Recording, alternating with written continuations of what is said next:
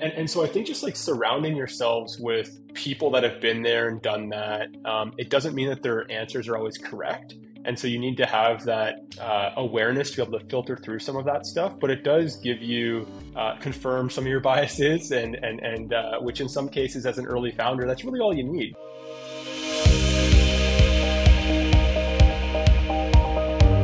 Hey, welcome to another episode of the Growth and Scaling Podcast. Today, we are so happy to have someone who's probably helped a lot of our listeners before. Tate, would you please tell us who you are and what you do? Yeah, absolutely. Thanks for having me, Todd.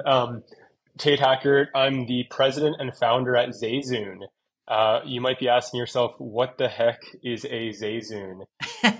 So Right? we founded the company 8 years ago with the intent of really putting an end to predatory loans and overdraft fees. There's a lot of Americans that live paycheck to paycheck.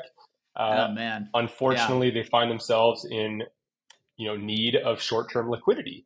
And the options out there just aren't that good. They cost a lot of money. They end up putting this person in a revolving debt trap. And so the idea of Zayzoon is let's give people access to the wages that they've earned but have not yet been paid for, right? And so the simple solution is if you work a day, you should be able to get paid that day if you need access to that money. And Zayzoon is the app and the tool that enables people to do so. So we've partnered with about 6,000 businesses across the US that leverage our solution as a benefit for their employees. That's awesome. That's awesome. I mean, this is kind of a big deal. 6,000 businesses. Granted, there's a lot more you can acquire, which hopefully today's episode will get you into some more doors.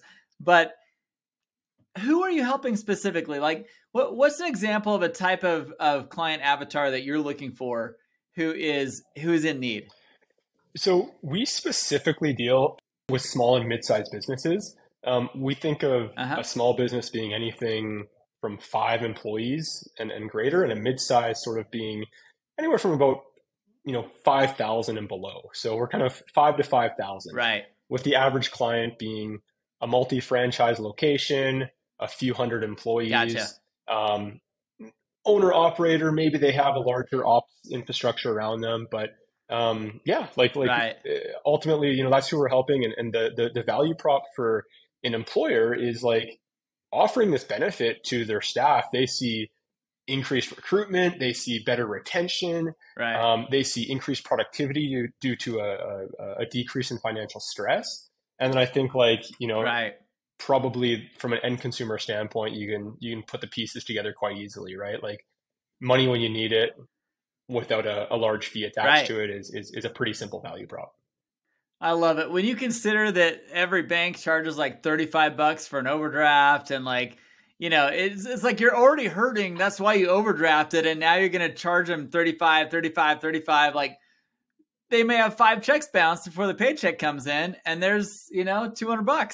It's crazy. Oh, it's insane. Like, I mean, we live life on a daily basis, and yet our paychecks are every 2 weeks. And so, in a perfect world, you're very, you can budget perfectly, you know exactly what expenses you have coming up. But the second that you're kind of living really, really tight and close to that paycheck to paycheck line, one little disruption can sort of throw you entirely off, right? Totally. And then add to that like a $35 overdraft fee like you're talking about.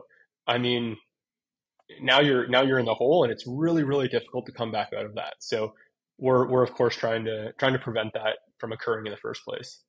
I love this solution. I think as an employer especially, I love this solution because there's nothing more heartbreaking than when you get an employee that comes to you and says, "Hey, can I get a some money up front on this next paycheck?" Because, and it happens all the time. Like, honestly, people don't think this happens very often, but as an employer with lots of employees, I get this happening a lot. And it's hard to know when to do it and when not to do it. So how do you integrate with an employer's systems, their payroll systems and things like that? Well, what does this look like from a technical side? So this is probably some good learnings that we can pull from this as well. But, like I said, we've been at this for 8 years. And we like to call it the drunken walk internally here. And so I think the first 4 years of that 8-year journey was really this like drunken walk of trying to figure out exactly where we fit in the market, trying to figure out exactly that go-to-market strategy. And so we did attack it with this thesis of if we could partner with payroll providers, that would be that one-to-many approach that would allow us to then, in hindsight, it's taken a long time, but at the moment it's like, well, you build it and they will come. You build out this integration with payroll providers, you market to the businesses at mass, and we're just going to have a great amount of business. It's all going to work out.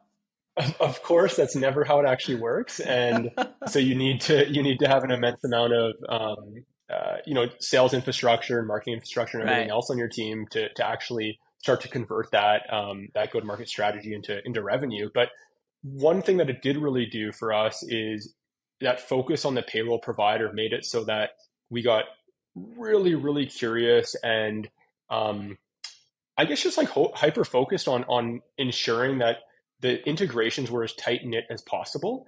And what that meant is then the downstream effects of that was really, really beautiful for a business and employees. So as a business, 60% of businesses across the US can activate Zayzoon in 30 minutes or less because of our payroll footprint. Wow.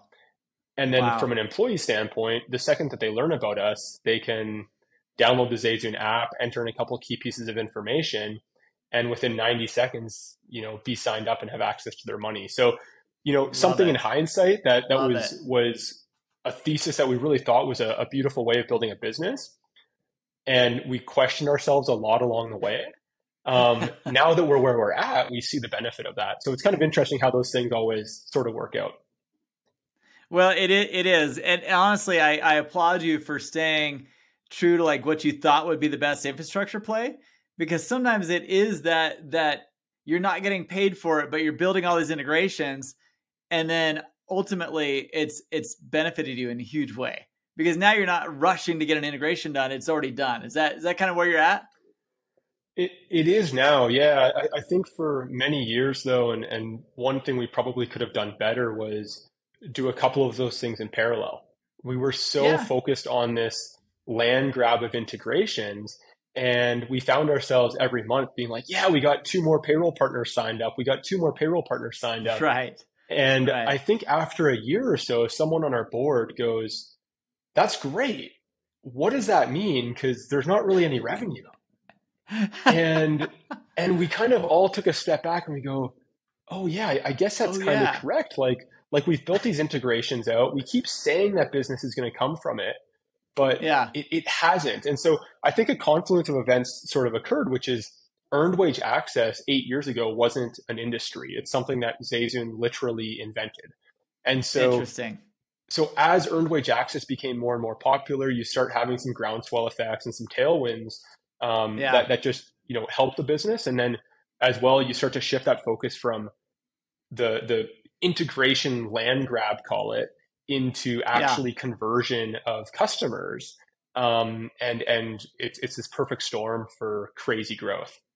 Tate, I love this. I love this solution that you're providing. Honestly, I think for those of you listening, if you haven't felt this demand from your employees yet, you will. I highly suggest you start looking at the solution, because this is something you will face. And when you have to face it, sometimes it's not very convenient and you're not really sure you always want to. And do you provide it for one person and not another? And how do you actually fulfill this type of demand? And I think that what you're saying, Tate, is that the demand is now starting to arrive in a way that people have heard, hey, this can be possible with another employer. Why can't you do this for me? I highly recommend, for those of you in growth mode, look into a solution like this as a benefit, because it is a benefit. This is like vacation pay. This is like all the other things that you want to think about. This is an awesome solution for those living on the tightrope, for those that are really close to that paycheck to paycheck status, which, as we unfortunately know, is a huge, huge percentage of our country. So keep on going, man. This is really, really cool. How did you, as you started to kind of evolve, tell us about the foundations of your company. It sounds like you've raised some money, or do you have a board? Or How have you put that structure together to advise you on building this type of product out? Yeah, from an early stage, from employee number one, I suppose, from idea, Yeah, my go-to has always been to really build my career off of relationships. cool. Someone that initially introduced my co-founder and I today was someone that I reached out to 12 years ago as I was a university student looking for some advice in the what was just starting to bubble up as this financial technology space. Right, And right, right. and so I think just like surrounding yourselves with people that have been there and done that, it doesn't mean that their answers are always correct. And so you need to have that, True. I guess, awareness to be able to filter through some of that stuff. But it does give Yeah, you direction and guidance, and it helps confirm some of your biases, and which in some sure. cases, as an early founder, that's really all you need because you probably have a lot of the answers, Yeah. at least a lot of the answers to get you to from 0.1 to maybe 0.2. And so you just need Yes. that encouragement and motivation to continue on. At Zayzoon, we've really taken that to heart and like surrounded ourselves with really amazing individuals. We put a large, awesome board in place very early on. We've made sure Awesome. to hire incredibly talented people, and we really thought about building out that leadership bench first, and then Right, right. backfilling with the doers on the team as well, right? So, yeah, Interesting. I mean, I think that's surrounding yourself with the people is the most important piece. Running a business, honestly, can leave a lot of founders and operators feeling lonely and isolated. If you have ever felt that way, trust me, I know what it feels like. And there is something you can do about it. You've heard a lot of our guests talk about the fact that being lonely and isolated is one of their biggest challenges in trying to run and scale their business. captainscouncil.com. Go to captainscouncil.com right now and see what we're doing to resolve this problem. We want you to be a strong operator who has solutions and has a way to get around the challenges you're currently facing. What most founders don't understand is that you're not alone. The challenges that you're facing, likely somebody else has already overcome, and they can give you the feedback you need to overcome them. Who better than your peers, other founders, other operators who are joining with you in a small group setting, a global community setting, as well as at our in-person events to guide you through these challenges that you're facing right now. Don't give up, keep on pushing, but do it with some good advice from your peers. Go check it out at captainscouncil.com and let me know what you think about the offering. We can't wait to see you there. I totally agree with you. It's always about the people, and it's about having those people who can be a sounding board and run these ideas past, because when you're in the day-to-day of your business, it's hard to know sometimes, is this making sense still? Like, it makes sense to me, but is it making sense to people outside the business? How did you put the board together? And, a lot of people in launch phase, most people aren't thinking about a board. They're thinking about, let's get some revenue. Let's just get some revenue going. Let's just get something moving. And then they put together a board. And usually it's clients and things like that. What did you do to build your board, and how has it helped you kind of work through your drunken, staggering first 4 years and into this? We know exactly how to target our people now, and we know what to do. There's so building a board is interesting, because it can be a beautiful thing. It can also be a hassle at times as well, right? And so, Yeah, yeah. as an early entrepreneur, as an early business, as an early startup, I think first and foremost, like surrounding yourself with advisors, whether that's in a formal Right, capacity or not, is the right, most right. important piece.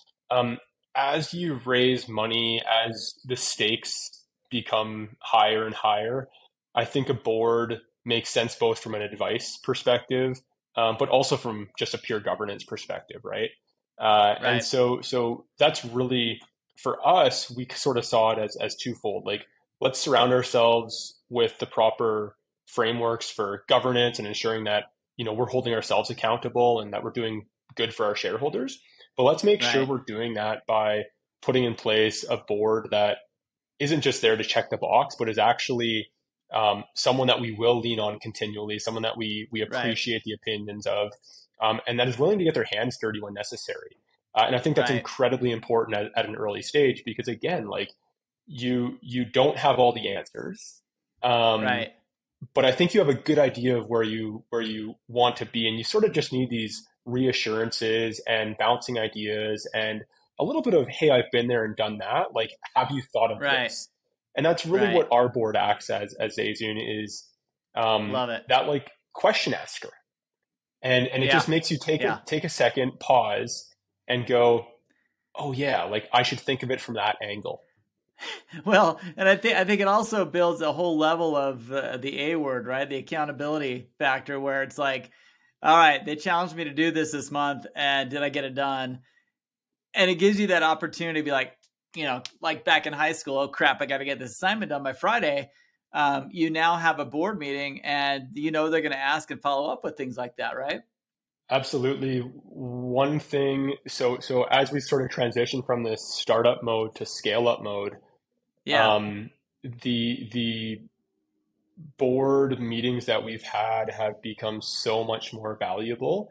Cool. And it's actually not the meeting themselves, but it's all the prep work that's put into that and what that Right. prep work actually means for the day to day of the business too. So because you need a quarterly board meeting with, all your sort of objectives and everything Numbers laid and out objectives. well for the Yeah. board, that's going to trickle down to your monthly meeting, which is going to trickle down to our weekly management meetings. And it Yeah. really just creates a better discipline across the company, and a better Right. focus as well. And so now we're hyper focused on like exactly what needs to be done. We have the numbers Right. and or like KPIs to back that up, and it becomes Right. this very efficient sort of structure that you can quickly dig into if you need, but Totally. then also just have this heads up display, and you don't need to dig into it if it tells you what you want, right?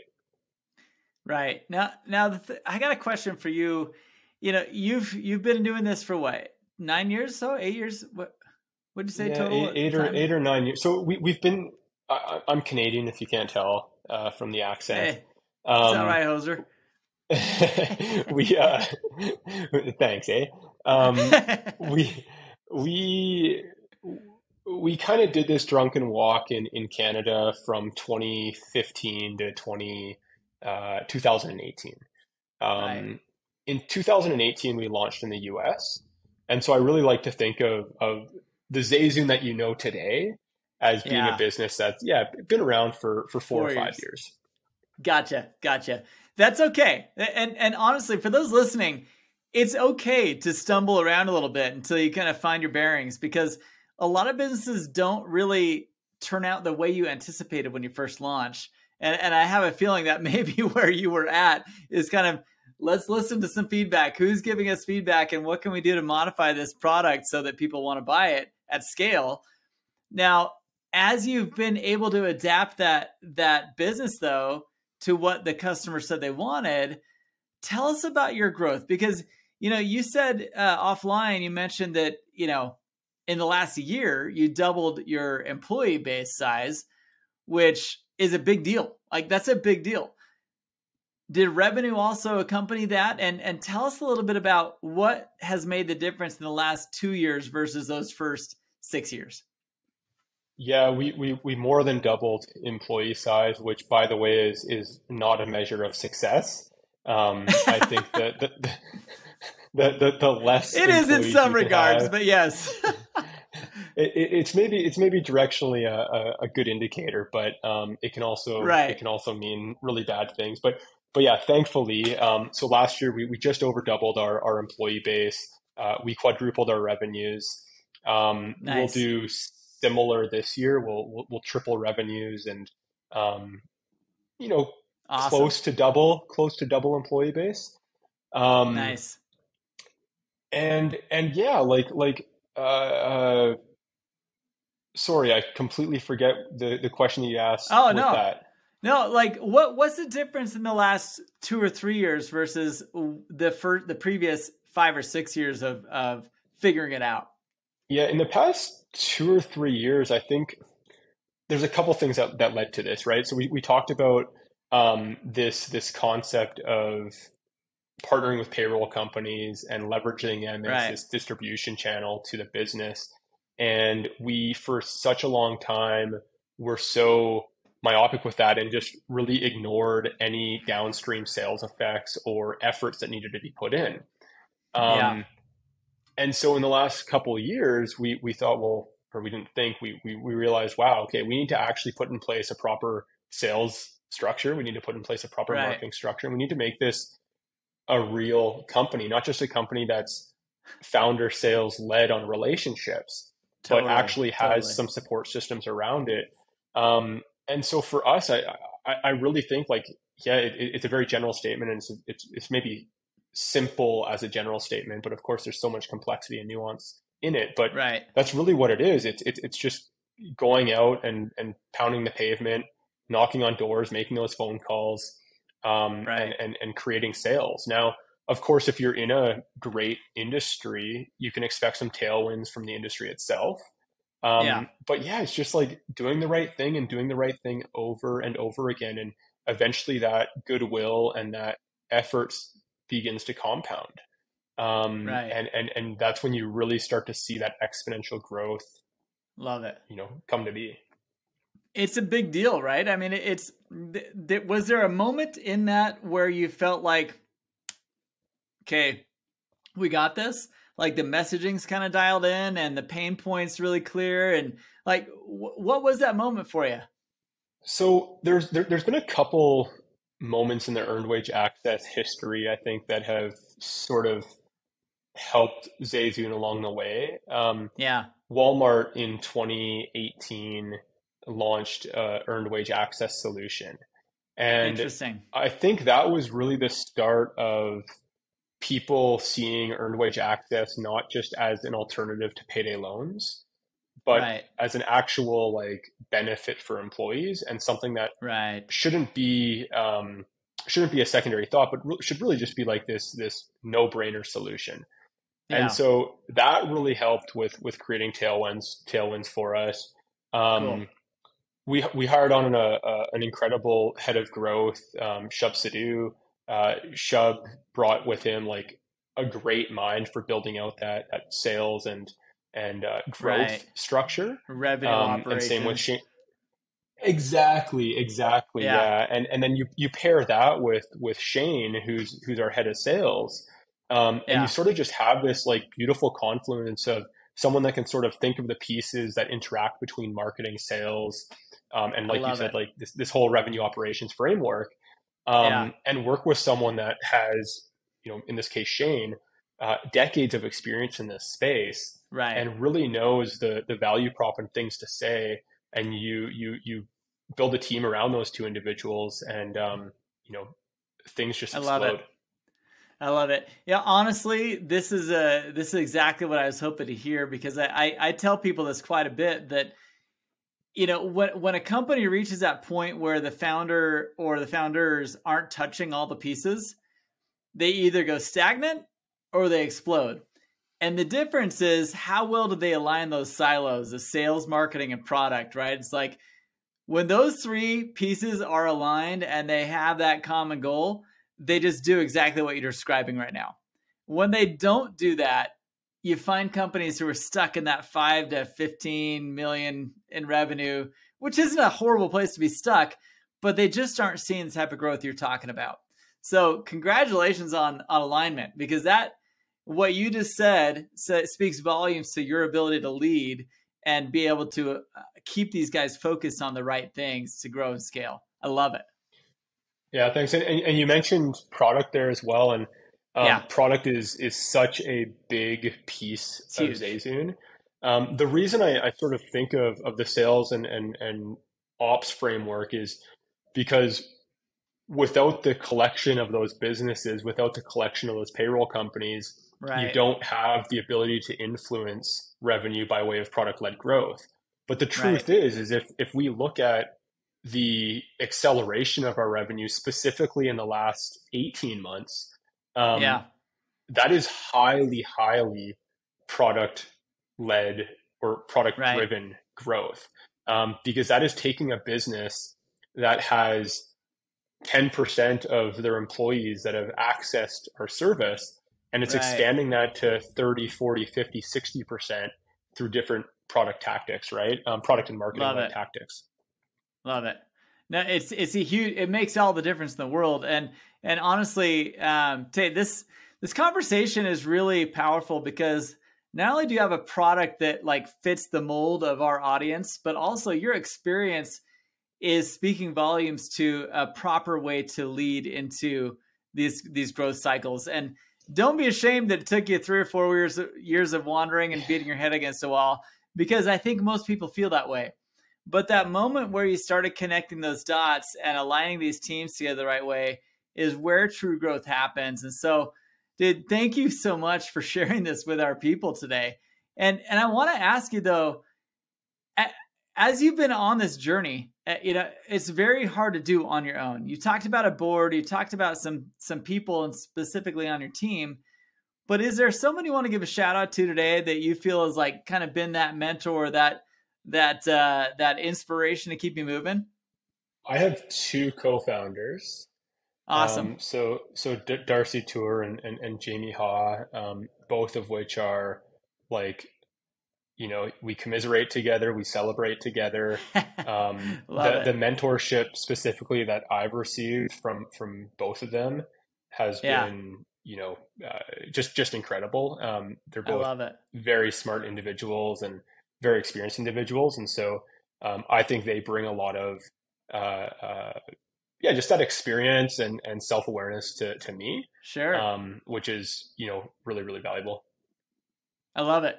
I think it's fantastic. I will always take a partner shout out because truthfully, it's hard to do it in a partnership without really appreciating each other like that. And so I'm glad you guys feel that way about each other. And I hope it maintains that growth together in the way you've just described. Very cool stuff, man. Well, listen, Tate, anything else we should know? Any last bits of advice you feel the audience should know about your growth journey that might help them? Not particularly. I suppose like you made the comment about the sort of drunken walk and how that's, don't be ashamed of that. And I think that's like such a pertinent thing to focus on because it's very, very easy to get caught up in the headlines of money raised or customers acquired. It's very easy to have that imposter syndrome. I think my dad always told me, take what someone says, divide it by half, and then divide it by half again. Right. And positive I think or that's negative. Yeah, well, exactly right. And I think that's absolutely true. And so I would say like view competition as a good thing. Don't view it as a bad thing. This isn't a zero-sum game. And so put your efforts into what you're building and don't worry too much about others. And everyone has their own little journey in it. As a founder specifically that's going through a scale up, the release of things that you once had your hands on is super, super difficult.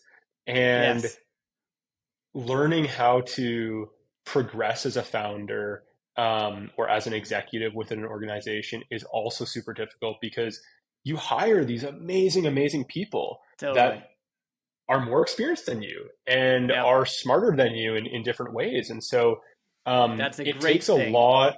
It is a great thing. It takes a lot of energy and sort of just willingness to accelerate yourself to that next level as well. And so you'll find yourself in these moments of frustration or moments of feeling like you're not quite good enough for the business and what the business needs. And so I think like that's super, super normal. I hope it's normal because I definitely feel that way many times. Totally normal. Totally normal. And so, you're validated, Tate. Yeah. Thank you. And so, that would be my one piece of advice for founders. And sort of the thing that I see come up so often in my own founder network and cool. others that I know or have dinners with or whatever else. So, yeah. Very cool. Dude, I appreciate it so much. The time, the energy, the information.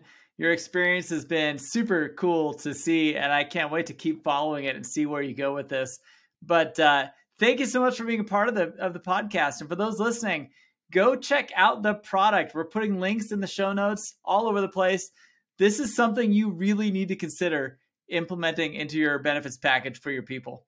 And thanks again, Tate. Appreciate you being here. Yeah, thanks, Todd. That's fun. I hope that was as good of an interview for you as it was for me. Just loved the energy, loved the excitement, and I loved the way he managed and controlled his business during these different stages.